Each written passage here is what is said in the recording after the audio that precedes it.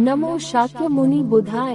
भगवान बुद्ध और उनका धम्म, द्वितीय कांड, भाग 3, कुलीनों तथा धार्मिकों की धम्म दीक्षा, वीडियो क्रमांक 5। आइए इस वीडियो में देखते हैं अनाथपिंडक की धम्म दीक्षा।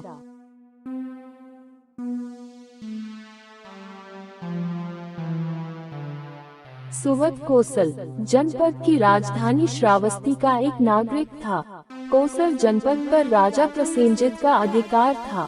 सुदत प्रसेनजित का श्रेष्ठ ही खजांची था, क्योंकि वह दरिद्रों को बहुत दान देता था, इसलिए उसका नाम अनाथपिंडक पड़ गया था। जिस समय भगवान राजगृह में ठहरे हुए थे, उस समय सुदत किसी निजी काम से राजगृह गया। वो राजगृह श्रेष्ठी के यहाँ ठहरा था, जिसकी बहन से उसका विवाह हुआ था। जब वह वहाँ पहुँचा तो उसने देखा कि उसका साला श्रेष्ठी भिक्षु सिंह तथा भगवान बुद्ध को भोजन कराने के लिए इतनी बड़ी तैयारी करा रहा है कि उसने सोचा कि या तो किसी आवाह विवाह की तैयारी है या राजा को निमंत्रण दिया गया है। जब उसे ठीक बात की जानकारी हुई तो वह भगवान बुद्ध का दर्शन करने के लिए अत्यंत उत्सुक हो उठा। वह उसी रात भगवान बुद्ध के दर्शनार्थ निकल पड़ा और तथागत ने अनाथपिंडक के हृदय की निर्मलता को तुरंत भांप लिया। उन्होंने उसका सांत्वना भरे शब्दों में स्वागत किया। अपने आसन पर बैठ चुकने पर अनाथपिंडक ने भगवान से कुछ सदुपदेश सुनने की इच्छा प्रकट की।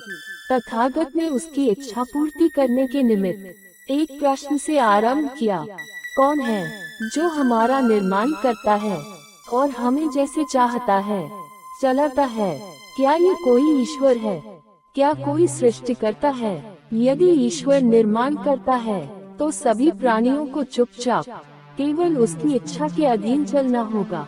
वे कुम्हार के बनाए हुए बर्तनों के समान होंगे। यदि यह संसार ईश्वर द्वारा निर्मित होता तो उसमें दुख, आपत्तियां और पाप कैसे होते? क्योंकि पवित्र अपवित्र दोनों का तो रचयिता उसी को मानना होगा। यदि दुख, आपत्तियों और पाप का मूल स्रोत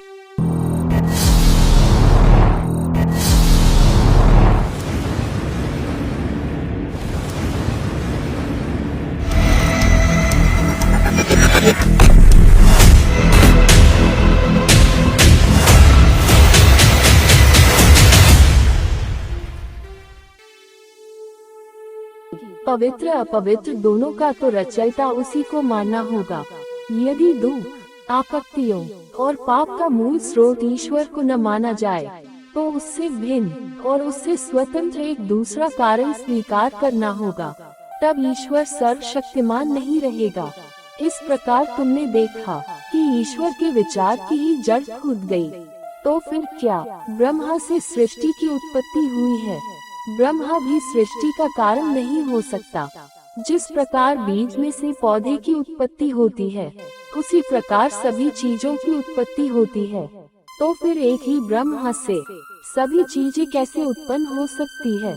यदि ब्रह्मा सर्वव्यापक है तो फिर वह निश्चय से उनका निर्माता तो नहीं ही है। फिर यह भी कहा जाता है कि आत्मा से ही उत्पत्ति हुई है। यदि आत्मा ही निर्माता है तो उसने सभी वस्तुओं को वांछनीय रूप ही क्यों नहीं दिया? दुख, सुख वास्तविक सत्य है और उनका बाह्य अस्तित्व है। वो आत्मा की कृति कैसे हो सकते हैं? यदि तुम यही मत बना लो कि न कहीं कोई सृष्टि करता है और न कहीं कोई हेतु प्रत्यय है, तो फिर जीवन में जो साधना की जाती है, जो साधनों तथा साध्य का मेल बिठाने का प्रयत्न किया जाता है, उस सब का कोई प्रयोजन नहीं होगा। इसलिए हमारा कहना है कि जो भी चीजें अस्तित्व में आती हैं, वे सब सहेतुक होती हैं। न वे ईश्वर द्वारा निर्मित होती है, न ब्रह्मा द्वारा, न आत्मा द्वारा और न ही बिना हेतु की यूं ही अस्तित्व में आती हैं। हमारे अपने कर्म ही हैं जो अच्छे बुरे परिणामों को जन्म देते हैं। सारा संसार प्रतीत्य समुत्पाद के नियम से बंधा है और जितने भी हेतु हैं वे अचैतसिक नहीं हैं। जिस सोने से सोने का प्याला निर्मित होता है, वो आदि से अंत तक सोना ही सोना होता है। इसलिए हम ईश्वर और उससे प्रार्थना करने संबंधी मिथ्या धारणाओं का त्याग करें। हम व्यर्थ की सूक्ष्म काल्पनिक उड़ानों में न उलझे रहें। हम आत्मा और आत्मार्थ से मुक्त हों, क्योंकि सभी चीजें सहेतुक हैं। इसलिए हम कुशल कर्म करें, ताकि उनका परिणाम भी कुशल ही हो। अनाथ पंडत बोला, तथागत के वचनों का सत्य में हृदयगम कर रहा हूँ। मैं अपने अज्ञान को और भी अधिक दूर करना चाहता हूँ। जो कुछ मैं निवेदन करना चाहता हूँ, उसे सुनकर भगवान मुझे मेरे कर्तव्य का आदेश दे। मुझे काम बहुत रहता है, और क्योंकि मैंने बहुत धन इकट्ठा कर रखा है, इसलिए बहुत बातों की फिक्र करनी पड़ती है। तो भी मैं अपने कार्य को आनंद पूर्वक करता हूँ और बिना किसी प्रमाद के उसमें लगा रहता हूँ। मेरे बहुत से नौकर चाकर हैं, और उन सब की जीविका मेरे ही व्यापार की सफलता पर निर्भर करती है। अब मैंने सुना है कि आपके शिष्य प्रव्रज्या के सुखों के गुण गाते हैं और गृहस्थ जीवन की गर्हा करते हैं। वे कहते हैं कि तथागत ने अपना राज्य और परंपरागत ऐश्वर्य का त्याग कर दिया और सद्धर्म का पथ प्राप्त किया है। इस प्रकार उन्होंने सारे संसार को निर्वाण का रास्ता दिखाया है। मैं जो उचित हो वही करना चाहता हूँ, और मेरी उत्कट अभिलाषा है कि अपने मानव बंधुओं की कुछ सेवा कर सकूं। मैं जानना चाहता हूँ कि क्या मेरे लिए यह उचित है कि मैं अपनी संपत्ति, अपने घर और अपने कार-बार का त्याग कर दूर और आपकी तरह ही धम जीवन का सुख प्राप्त करने के लिए घर से बेघर हो जाऊं। तथागत का उत्तर था, धम जीवन का सुख हर उस व्यक्ति के लिए प्राप्य है जो आर्य अष्टांगिक मार्ग का पथिक है। जो धन से चिपका हुआ है, उसके लिए यही अच्छा है कि धन की आसक्ति से अपने हृदय को विषाक्त बनाने के बजाय धन का त्याग कर दे। लेकिन जिसकी धन में आसक्ति नहीं है और जिसके पास धन है तथा वह उसका उचित उपयोग करता है, ऐसा आदमी अपने मानव बंधुओं के लिए एक वरदान है। मैं तुम्हें कहता हूँ कि गृहस्थ ही बने रहो, अपने कारोबार में अप्रमाद पूर्वक लगे रहो।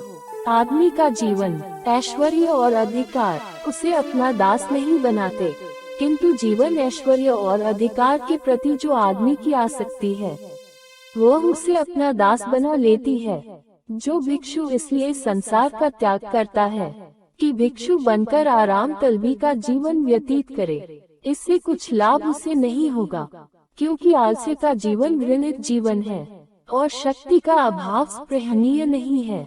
जब तक अंतः प्रेरणा न हो, तब तक तथागत का धम किसी को भी प्रव्रजित होने व संसार का त्याग करने के लिए नहीं कहता।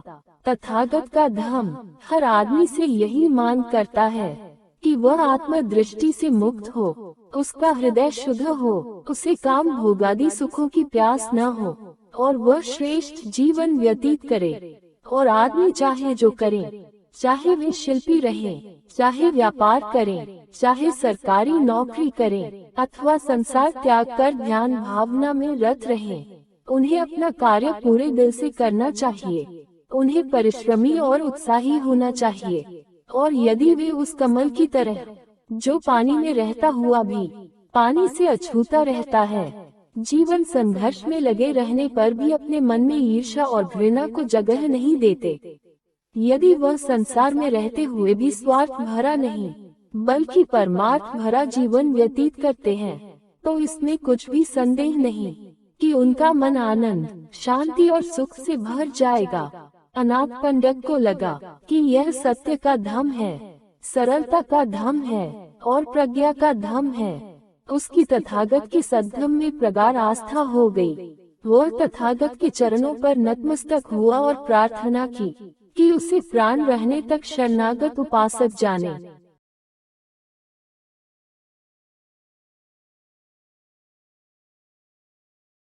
अगले वीडियो में देखेंगे महाराजा प्रसेनजित की धम्म दीक्षा।